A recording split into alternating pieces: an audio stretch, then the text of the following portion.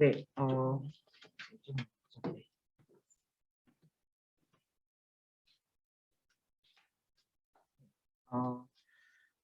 먼저 소개 감사드리고, 네.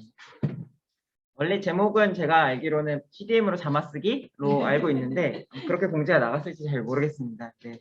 너무 좀 자극적인 주제인 것 같아서 조금 순화를 해가지고 이제 어떤 식으로 연구를 하면은 조금 더 좋은 연구를 할 수 있을까라는 고민을 가지고 말씀을 드릴 수 있도록 하겠습니다.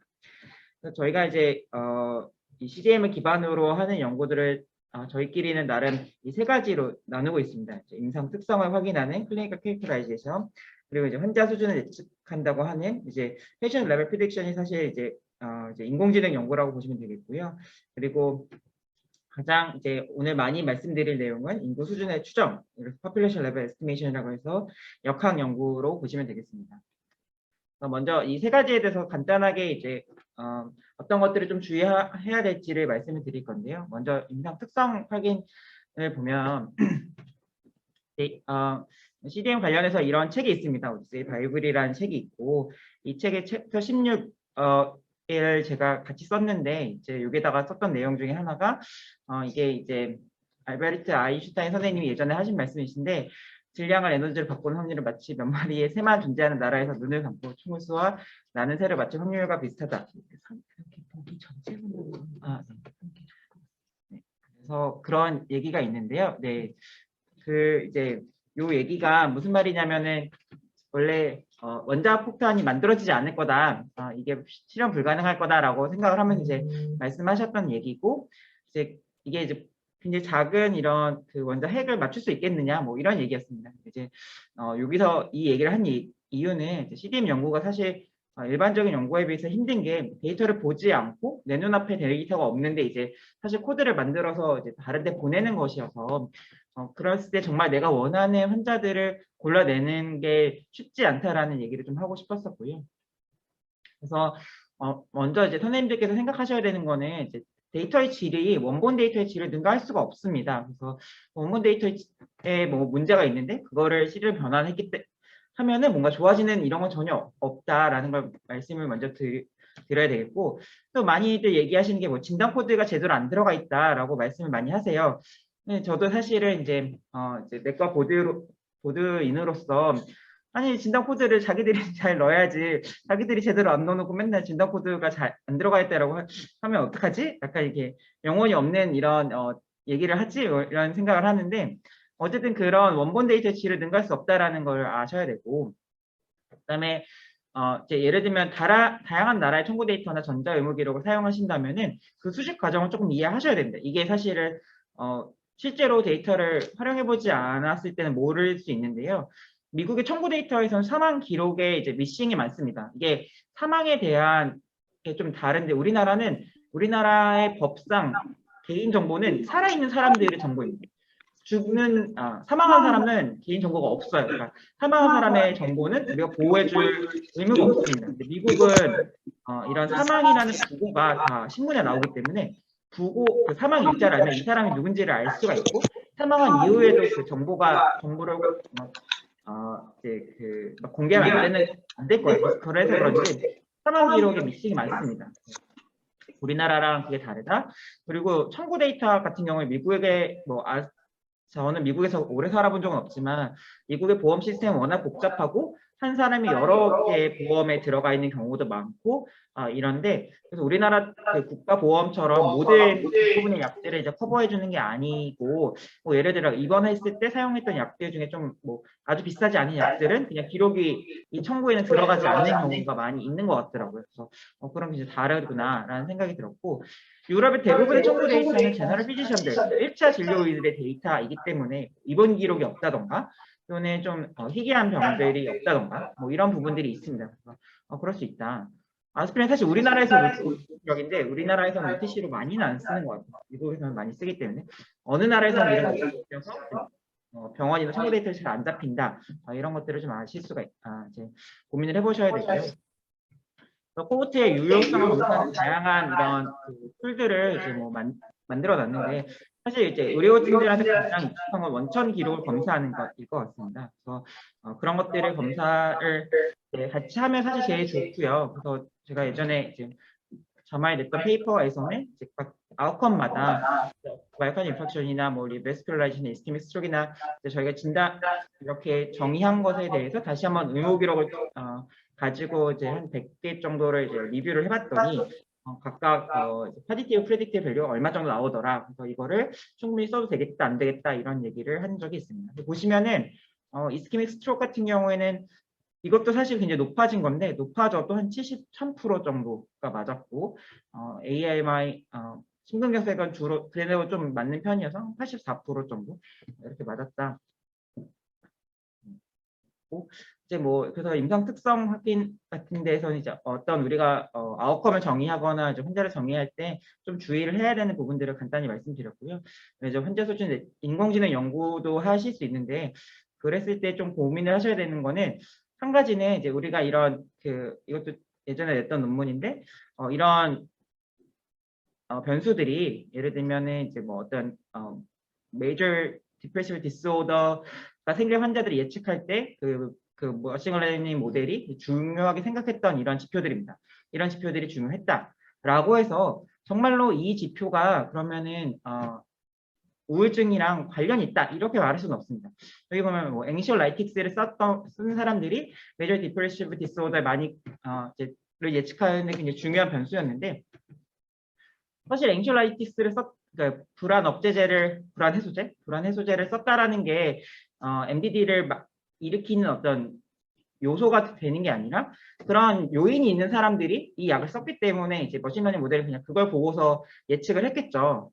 그러니까 이제 이게 인과관계가 아니다라는 거를 선생님들이 아셔야 되는데 아직도 좀 몇 개 논문들에서는 이제 그런 식으로 해석하시는 경우가 있는 것 같습니다. 근데 그런 식으로 해석하셨을 때는 더 이상 아마 그런 해석이 들어가 있을 때는 좋은 저널에서는 아마 바로 리젝을 하지 않을까라는 생각이 들고 선생님들께서도 이제 연구를 하시거나 논문을 쓰실 때 좀 고민을 하셔야 될 것 같아서 말씀을 드립니다. 또 하나는 이제 최근에 인공지능 연구가 이제는 또 예전에 한 4년 전만 해도 이제 내기만 하면은 다 잘 됐는데 지금은 또 이제 내기만 하면 잘 안 되는 시기가 또 이제 다시 돌아오긴 했습니다. 이제 중요한 거는 이제 그래서 이제 인공지능 연구에서 굉장히 함정이 많다라는 거를 이제 많은 저널에서 느끼고 있기 때문에 우리가 잘 하는 것이 중요하고 그때 이제 트리포드 스테이트먼트라고 해서 이 트리포드 가이드라인을 따라가지고 이런 연구를 진행하시는 것이 굉장히 중요해졌습니다. 그래서 이런 사실은 보면은 그렇게까지 아이템이 많지 않거든요. 22개의 아이템들이 있는데 이런 것들은 한 번씩 보시고 이거를 좀 다 인돌스를 논문에서 하실 수 있도록 하는 것이 좋을 것 같습니다. 마지막으로 이제 제가 주로 오늘 말씀드릴 역학 연구에서 어떤 장점을 가지고 있었기 때문에 뭐 이전 연구들이 좋은 저널에 퍼블리시 될 수 있었을까라는 제 고민에 대해서 말씀드리겠습니다. 사실 우리가 연구를 하는 거는 역학 연구를 할 때는 보통 이제 원하는 거는 인과관계 추정입니다.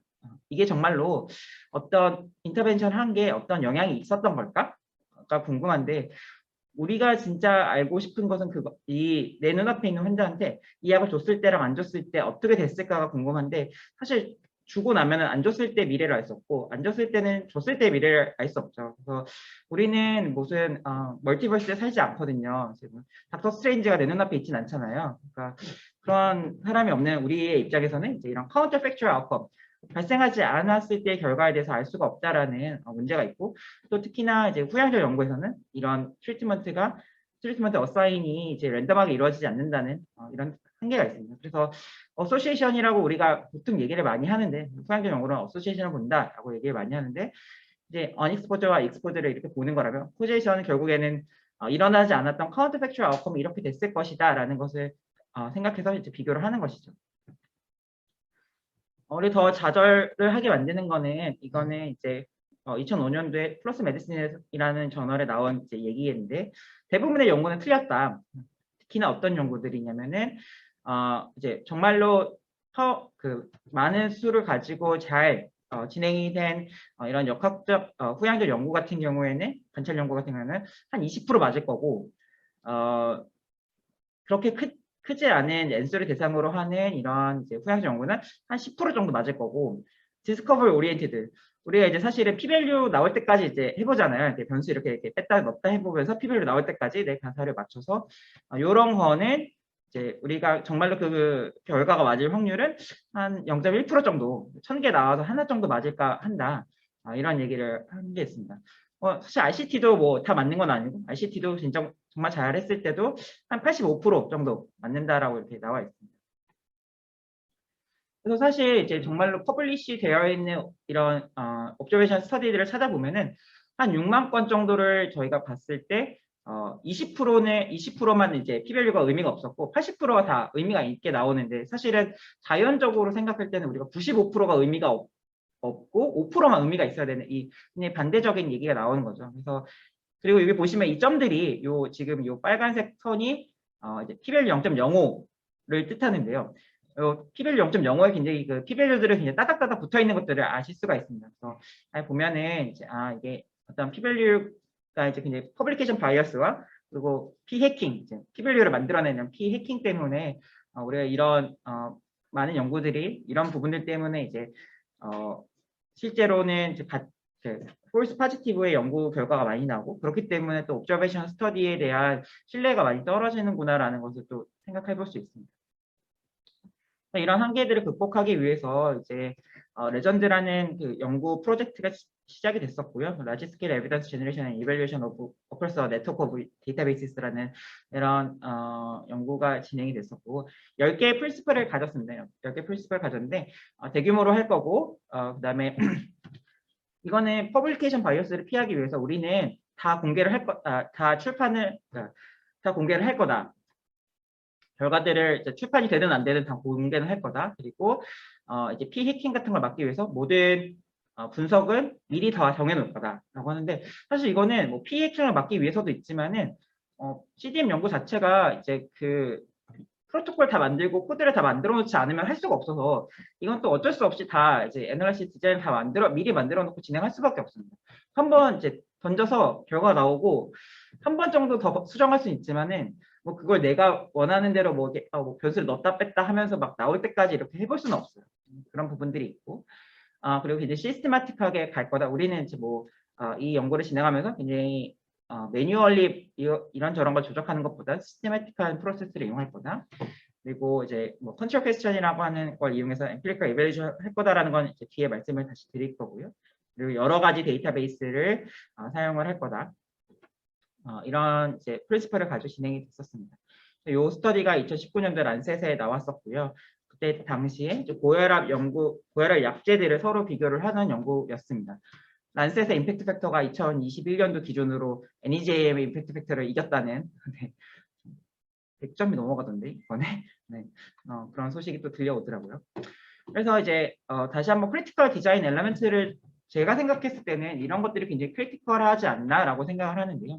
일단 첫 번째는 다시 한번 이제 스터디 디자인을 미리 만들어 놓는 것, 마치 클리니컬 트라이얼 하듯이 미리 만들어 놓는 것이 굉장히 중요하고, 이런 부분이 굉장히 많은 그래도 진실성이라고 해야 되나요? 좀 이 연구를 믿을 수 있게 만드는 신뢰성 높이는 부분이 될 것 같습니다. 그리고 또 우리가 사실 많이 간과하는 것이 New User Active Comparator Design인데요. 요거는 뒤에 가서 다시 말씀을 드릴 거고, 또 이제 Empirical Equipose나 뭐 Negative Control Question이라던가 이런 부분에 대해서 하나씩 말씀을 드리겠습니다. 그러니까 디자인을 미리 정하는 게 좋다. 사실 우리가 이제 보통 연구할 때 이렇게 하죠. 이제 저도 내과 전공의 때 이제 연구하면 다 이렇게 해서 이제 우리가 데이터셋 받고 데이터 엑셀로 열심히 이제 정리한 다음에 SPSS로 열심히 p-value 나올 때까지 우리 교수님한테 보여드릴 때 이제까지 p-value 안 나온 거 보여드릴 수는 없으니까 나올 때까지 이제 이것저것 해보죠. 이제 그러다 보면은 사실 내가 사실 시작할 때는 이거 진짜 좋은 연구를 할 것 같아, 막 이거 난리 날 것 같아 막 하다가 보면은 다양한 이제 내 맘대로 안 풀리고 결국 이제 논문까지는 가는데, 그러면은 이거를 정말 다시 한번 복귀할 수 있을까? 똑같이 다시 해볼 수 있을까라는 생각을 했을 때 그게 어려운 경우가 굉장히 많습니다. 그래서 제가 가장 힘들었던 경험을 말씀드리면, 제 연구가 뭐 갑자기 이제 메이오 클리닉에서 다시 한번 해보고 싶다. 그러니까 메타를 하겠다. 메타 애널리시스 할 거니까 원본을 달라라고 했는데 원본이 뭔지 모르겠는 거죠. 이렇게 데이터셋이 사실 보통 여러 개 있잖아요. 파이널 같이 갔는데 몇 번째 파이널을 내가 썼는지 사실은 보통 마지막 파이널보다 그 전 파이널을 또 쓰는 경우가 많기 때문에 잘 모르겠는 거죠. 다시 돌리면 똑같은 결과 나올까? 그게 뭘까? 막 이런 게 너무 힘들었던 기억이 납니다. 그 마음이 너무 힘들었었고. 사실 이제 Hack Your Way to Scientific Glory라는 이런 웹사이트를 가보시면은 이제 변수 넣었다 뺐다 하면서 PBL을 만들어내는 걸 한번 해보실 수 있어요. 사실 이제 우리가 이렇게까지 열심히 이제 뭐 웹사이트를 만들진 않지만 우리가 늘 하는 거는 좀 그런 거 많이 하죠. 그래서 이제 넣었다 뺐다 하면서 이제 네, PBL을 좀 만들어내는 경향이 있고. 그래서 이제 그 CDM을 이용한 연구는 아직 그 연구가 약간 파이프라인처럼 진행이 돼야 된다라고 저희는 생각을 하고 있고요. 그래서 이 데이터베이스에 딱 연결하면 그냥 결과가 페이퍼까지 결과가 또 하고 이렇게 떨어질 수 있도록 빌딩 더 파이프라인이 이제 연구를 진행하는 것이다라고 이런 개념을 가지고 진행을 하려는 노력을 하고 있습니다. 그래서 늘 굉장히 중요하게 생각하는 가치가 reproducibility, 이제 재현이 가능할 거냐 이런 것들을 굉장히 중요하게 생각을 하고 있고요. 사실 그런 것 때문에 힘들어요. 이게 이런 거 하나하나가 굉장히 연구자들한테는 그 하나하나 굉장히 어려운 것들이라는 것은 알고 있습니다. 또 하나 제가 꼭 강조하고 싶은 거는 약물역학, 특히 약물역학 쪽 연구에서 New User Active Comparator Design이 굉장히 중요하다라는 걸 말씀을 드리고 싶고요. New User Quality Design이라는 건 뭐냐면 Prevalent User와는 이제 반대되는 개념이라고 보시겠습니다. Prevalent User는 이제 트리트먼트가 진행이 시작이 되고 나서 어느 시점부터 인덱스 데이터를 잡을 때 그 중간을 잡는 거예요. 그래서 이제 대표적인 예로 널시스 헬스 스터디에서 이제 호르몬 리플레이스먼트 테라피가 코로너리 하트 디지를 줄인다라는 연구가 이제 옵저베이션 스터디로 나와서 1996년에 NEJM에 실렸습니다. 그리고 나서 2003년에 결국에 실제로 RCT를 해봤더니 틀리다. 호르몬 리플레이스먼트 테라피는 사실 코로너리 하트 디지를 늘리는 것으로 되어 있죠. 그래서 정반대 결과가 나왔다. 왜냐? 이때 그 옵저베이션 스터디를 할 때 호르몬 치료를 하던 도중에 있는 환자들과 하지 않고 있는 환자들을 그냥 이렇게 비교를 했던 것이기 때문에 그런 부분에 바이어스가 생긴 거고요. 그래서 이제 이 뒤에 헤르난이라는 약물 역학계 거물 선생님께서 이제 실제로 뉴유저 코트 디자인을 해봤더니 우리가 RCT랑 동일한 결과를 얻을 수 있었다라는 걸 이제 반박하긴 했지만 이런 연구들이 사실은 이런 관찰 연구는 믿을 수 없다. 관찰 연구는 절대 믿을 수 없다라는 이런 인식을 사실 심어주는 연구들이 이렇게 있습니다. 그래서 그런 거고 또 하나 우리가 경계해야 되는 바이어스 굉장히 중요한 거는 인몰탈 타임 바이어스인데요. 이게 사실은 굉장히 까다롭고 그러니까 인몰탈 타임 바이어스를 아마 학교에서 배우진 않으셨을 거예요. 그 편향이란 걸 배우실 때. 근데 이 바이어스라는 게 이제 이 터미놀로지 자체가 생긴 지가 한 10년밖에 안 됐기 때문에 그런데 굉장히 중요한 바이어스로 우리가 이제 생각을 하고 있고요. 이게 인덱스 데이트 이후에 어떤 퓨처 이벤트를 가지고 우리가 환자들을 정의하거나 할 때 이런 인버터 타임 바이어스가 생긴다고 얘기를 합니다. 그래서 이것을 방지하기 위해서는 뉴저 코드 디자인을 사용하면서 퓨처 인포메이션을 사용하지 않는 쪽으로 하는 것이 굉장히 중요합니다. 대표적으로 뭐 이런 거 많이 하세요. 무슨 약을 먹고 암이 생기는지를 보고 싶은데 그 약 먹고 1년 동안 암이 안 생긴 사람들을 보겠다. 이런 식의 이제 그 뒤에 1년 동안에 무슨 거가 있는 사람들을 가지고 하겠다. 이런 식의 보면은 그동안 이제 죽지 못한다는 거거든요. 예를 들어서 내가 어떤 걸 볼 건데 30일 동안 죽지 않은 사람들을 가지고 내가 이제 스터디를 할 거야. 인덱스 데이트는 약을 먹기 시작하는데 약을 먹고 나서 일주일 동안 죽지 않은 사람들을 가지고 할 거야. 이러면 이 사람들은 죽지 못하는 시간이 생기거든요. 이거를 우리가 immortal time bias로 얘기를 합니다.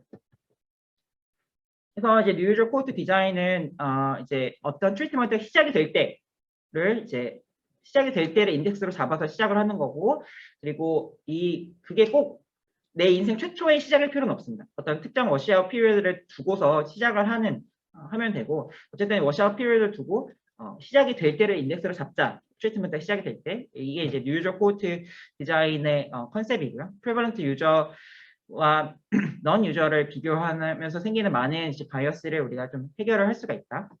다시 한번 이제 적 나이브 할 필요는 없다라는 거 말씀을 드리고, 그래서 자마 인트럴 메디슨이라는 페이퍼에 나왔던 논문 중에 하나가 2019년도에 철회가 된 적이 있습니다. 이 철회된 이유가 이머털 타임 바이어스가 생겼기 때문이다라는 거였고, 에스테마에 대해서 이제 연구를 했던 건데, 이제 이머털 타임 바이어스 사실 너무 어려워서 이게 굉장히 어려워요. 이머털 타임 바이어스가 굉장히 다양하고 어렵고 해결하기 어렵습니다. 일단 한번 이머털 타임 바이어스를 리뷰해서 받으면은 이거를 사실은 어떻게 해결하기 굉장히 어려운 부분이 있어서 저는 이제 깔끔하게 유유적 코호트 디자인을 사용하는 편인데요. 이런 것들이 굉장히 다양하게 생길 수가 있고 어렵다라는 걸 알고 계셔야 되고, 이 앞선 페이퍼에서는 이제 어떤 경우였냐면은 천식으로 항생제를 쓰고 이틀 이상 쓴 사람이었어요. 이틀 이상 쓴 사람이었는데 쓴 사람과 안 쓴 사람 중에 쓴 사람들이 병원에 더 오래 입원을 한다. 그래서 천식 악화로 왔을 때 항생제를 쓰면 안 된다라는 개념이었는데 이틀 썼어야 됐잖아요. 그럼 이 사람은 이틀 동안은 병원에서 퇴원을 못하는 거예요. 그러니까 퇴원하지 못하는 시간이 생긴 거예요. 항생제를 쓴 사람들은. 안 쓴 사람들은 하루 뒤에도 퇴원을 할 수 있었던 거고. 그래서 딱 하루 차이가 났거든요. 입원 기간이 딱 하루 차이가 났는데 그 조건을 없애니까 그 하루 차이가 사라지는 걸 보고 이 논문은 위드로가 됐습니다. 이제 마음이 아픈 일이겠죠. 이 책임 저자의 입장에서는 어쨌든 그런 일이 있었습니다. 그래서 그런 것들을 이제 조심해야 된다.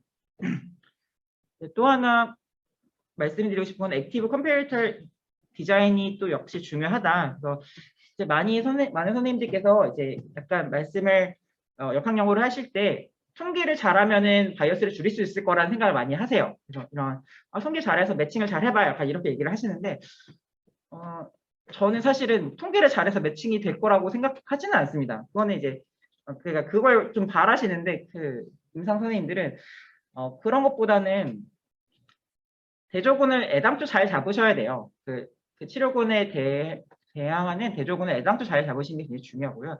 이제 그런 것이 이제 액티브 컴페리터입니다. 그래서 가급적이면 어떤 약을 사용하는 사람, 어떤 약에 대해서 우리가 보고 싶으면은 사용하지 않는 사람들은 애당초 다른 그룹인 거잖아요. 예를 들어서 류마티스 환자들에서 디마즈를 사용하다가 TNF 이니비터로 넘어간 사람과 이제 안 쓰는 사람들, 이 구는 애당초 다른 거고 이 인덱스 데이터 잡기 굉장히 힘들거든요.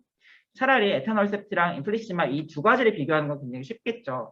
그래서 이런 것들이 액티브 컴페리터 디자인이라고 하고, 사실 이제 이 스튜버 선생님의 요 리뷰 페이퍼를 읽으시면은 이 액티브 컴페리터 디자인이 사실 굉장히 중요한 약물역학계 진보다라고 얘기를 하십니다. 그래서 이런 게 굉장히 중요하다. 그래서 세임 인디케이션을 가지는 트리트먼트끼리 비교하는 게 굉장히 좋은 연구가로 이어질 수 있다라는 거 말씀을 꼭 드리고 싶습니다.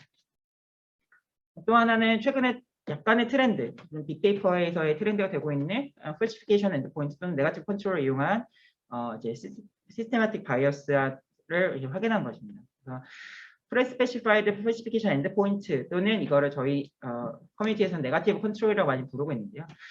이거는 이제 내가 비교하고자 하는 대상과 전혀 관계가 없을 것 같은 아웃컴을 말하는 거예요. 그래서 그런 예를 들어서 저는 항혈소판제를 연구를 했었는데 항혈소판제랑 예를 들면 골절은 관계가 없을 가능성이 높겠죠. 또는 무좀 이런 거 무좀이랑은 관계가 없을 수 있겠죠. 그래서 그런 관계가 없는 것들이 근데 한쪽에 유난히 많다. 그럼 그 분은 애당초 뭐가 매칭이 잘 안 된 거예요. 내가 변수들을 많이 매칭을 했지만은 내가 알지 못하는 뭔가 시스테마틱한 바이어스가 있어서 어떤 한 군에 유난히 어떤 아웃컴들이 많이 생길 수가 있겠죠. 그렇게 되어 있지 않는지 시스테마틱한 바이어스를 이제 확인하는 방법이라고 보시면 되겠습니다. 당시 잠만 논문을 쓸 때는 제가 한 90몇 개의 아웃컴을 가지고 봤을 때 한 84개를 볼 수 있었고 84개 중에서 이제 95% 정도가 실제로 관련이 없더라. 양군 간에 다르게 나오지 않더라라는 걸 확인을 했고, 이제 보시면은 요 플랫에 보시면 이제 좀 고르게 분포를 하고 있었다라는 것을 보실 수가 있습니다. 그래서 이런 것들을 가지고 이 연구에서 시스테마틱한 에러가 많지 않을 것이다라는 얘기를 할 수 있었고요. 그래서 이제 그리고 이제 이런 요 네거티브 컨트롤의 분포를 가지고 이제 캘리브레이션이라고 해가지고 p-value를 조금 바꾸는 이런 기법도 있긴 합니다. 이런 기법도 있다. 알고만 계시면 될 것 같고. 그리고 이제 또 제가 개인적으로 중요하게 생각하는 건 엠피리컬 이퀴포이스인데 이것도 역시 비슷한 얘기입니다.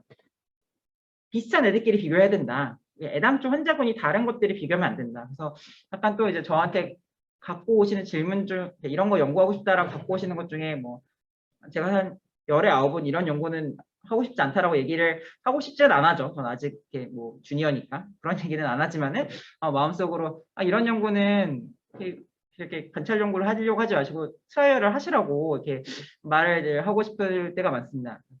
특히나 이제 이크포이스가 없을 때, 이크포이스라는 거는 이게 이 상황에서 이렇게 해도 되고 저렇게 해도 될 것 같아. 이 두 개의 옵션이 어느 정도 좀 비슷하게 나는 이제 좀 권고가 될 것 같아 라고 하는 요 평형을 말합니다. 이크포이스는 그렇게 얘기를 하는데 엠피리컬 이크포이스는 경험적인 이크포이스 평형이니까 이게 사실 트루 이크포이스는 이제 클리니션들의 의견이에요. 근데 이 트루 이크포이스를 알기 위해서 매번 연구마다 한 100명의 클리니션들한테 너는 어떻게 생각하니라고 보팅을 할 수는 없으니까 설문을 할 수 없으니까 우리가 그러면 데이터를 가지고 이제 이크포이스가 있는지를 보자라는 개념이 엠피리컬 이크포이스이고요. 엠피리컬 이크포이스를 구할 때 이제 프리퍼런스 스코어를 사용합니다.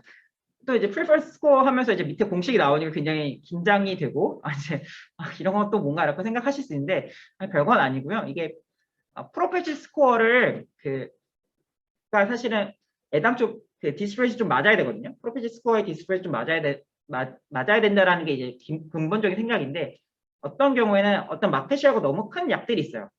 똑같은 약들인데 이제 마케팅을 잘해서 이제 마켓쉐어가 좀 큰 약들이 있으니까 그런 마켓쉐어를 좀 보정을 하자. 그래서 프랙션을 좀 보정을 해서 만든 게 이제 프로페시 스코어에서 프랙션을 좀 보정한 게 프리퍼런스 스코어다라고 보시면 되겠고요. 그래서 사실은 프로페시 스코어로 생각하시면 되겠습니다. 그래서 쉽게는 프로페시 스코어라고 생각을 하시고 이런 것들이 대다수의 사람들이 좀 중간에 좀 몰려 있어야지 너무 이렇게 양극단으로 가면 안 된다라는 얘기입니다. 그래서 예를 들면 우리가 이게 이제 엠피리컬 이크포이스를 처음 얘기하신 분의 논문인데 아지스트로마이신이랑 레플록삭신을 이렇게 비교하려고 봤더니 얘는 이제 프리퍼런스 스코어가 굉장히 겹치는 거예요. 이런 경우에는 우리가 엠피리컬 이크포이스가 있다라고 생각할 수 있고 클라리스로마이신이나 옥시플록사신 두 가지를 비교했을 때는 굉장히 이제 프리퍼런스 스코어가 이제 옆으로 갈리는 모습을 볼 수가 있고 이런 경우에는 우리가 엠피리컬 이크포이스가 없어서 이런 경우는 사실 매칭을 하더라도 매칭을 해서 실제 밸런싱이 잘 됐더라도 실제 결과는 굉장히 바이어스가 클 가능성이 있습니다. 그래서 이런 것들을 이제 좀 보고 이런 것들을 그래서 저는 이것까지 만족을 하는 경우만 이제 그 프라이머리 그 분석에 넣어주고 있거든요. 이걸 만족을 못하면은 그냥 이거 그 DB의 결과라던가 그 비교는 그냥 빼고 이제 레포트를 하는 식으로 하고 있습니다. BMJ 2019년도에 나온 어떤 리뷰 페이퍼에서도 그래서 오버랩이라고도 부를 수 있는데 이런 프로페시 스코어의 디스트리뷰션 오버랩이 없을 때는 insufficient 할 때 어떻게 해야 되냐? 그러면 어떻게 해야 되냐라고 하면 가이드라인이 그러면 디자인을 바꿔라. 디자인을 바꾸는 거 이걸 뭐 통계로 자꾸 해결하려고 또 선생님들이 자꾸 그러시는데 디자인을 바꾸는 게 우선이고요. 바꿨는데 안 된다. 그러면은 하지 말아라라는 게 사실은 이제 스터디 퀘스천에 대해서 다시 리컨시더링 해라. 이제 그런 건 트라이얼을 해야 되는 거예요. 트라이얼을 해야 되는 거고 이제 우리가 관찰 연구로 모든 내가 알고 싶은 주제에 대해서 이제 답을 할 수는 없다라는 이제 이런 것들. 그래서 사실 제일 좋은 거는 중요한 거는 제가 생각할 때는 좋은 어떤 비교군을 찾는 게 저는 제일 연구를 할 때 어려운 부분인 것 같습니다. 그렇다. 실제로 제가 이제 예전에 이건 하이퍼텐션이라고 해서 10점 정도 되는 논문에 전원에 나갔던 연구인데요. 보면은 이제 아테놀롤이랑 카베딜롤이라는 약자를 비교를 하는데 이제 카베딜롤은 핫밸류에서 인디케이션이 있는 베타 블로커고 아테놀롤은 핫밸류에 쓰면 안 되는 베타 블로커입니다. 그래서 사실 인디케이션 좀 다른데 보면은 CCA나 펜더에서는 이제 그 이크포이즈 좀 있는데 옵툼이라는 곳에서는 이크포이즈가 없다라는 걸 볼 수가 있었고 그래서 이거를 넣고 갔을 때는 마치 이제 카베딜롤이 핫밸류를 일으키는 것처럼 보이는데 이건 아마도는 어떤 셀렉션 바이어스가 있었던 거겠죠. 그래서 실제로 그런 이큐포이스가 없는 것들을 빼고 다시 분석했을 때는 어쨌든 경향성은 이제 사라지는 이런 걸 보면서 이제 확실히 이런 그 이큐포이스가 없을 때는 어떤 셀렉션 바이어스가 우리가 아무리 뭐 10,000개 이상의 변수를 매칭을 하고 많이 매칭을 하더라도 이런 문제가 있을 수 있다라는 걸 알 수가 있었습니다. 마지막으로는 이제 CDM 연구의 사실 장점이라고 볼 수 있겠는데 많은 다양한 분석을 여러 개의 데이터베이스에 한 번에 할 수 있다라는 거고, 사실 우리가 어떤 연구를 할 때 연구마다 보통 결과가 다르잖아요. 그래서 결과가 다르고 우리가 정말 궁금한 거는 어떤 다양한 연구를 했을 때 그 연구 결과가 그래서 포지티브로 결과 결론이 될 거냐, 네거티브로 결론이 날 거냐, 뉴트럴로 결론이 날 거냐, 이런 거를 알기 위해서 사실 굉장히 다양한 이제 분석을 해봐야 되고 다양한 이제 데이터베이스를 사용해서 이제 결과를 내는데,